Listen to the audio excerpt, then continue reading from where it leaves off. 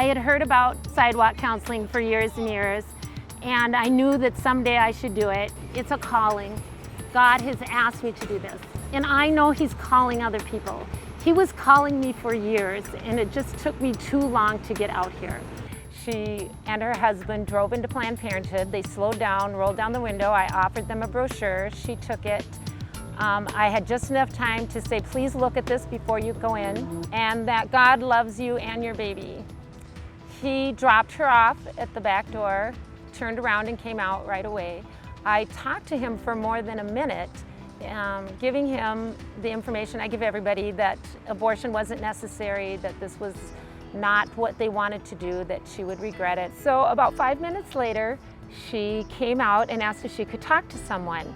She told me she had looked at the brochure and that it was not the same as what they had told her inside.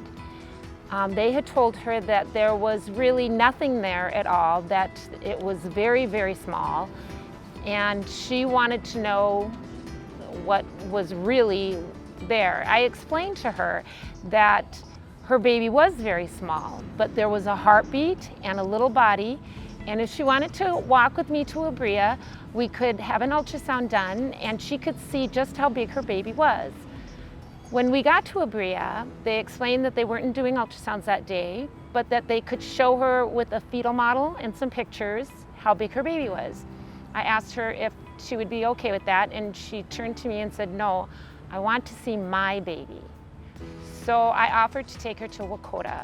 They were both amazed that they could see the heartbeat, they could see the baby's little head and his little rear end, and the ultrasound technician was very good about explaining to them when she checked the heartbeat that it was a real strong heartbeat, that she measured the baby, told them how big the baby was.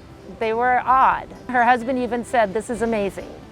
Once she saw the truth, she couldn't go back to believing anything else. This is the only way we're going to change the culture of death, is by changing hearts and minds. And we can't do that unless we're in a place where we are meeting people one-on-one.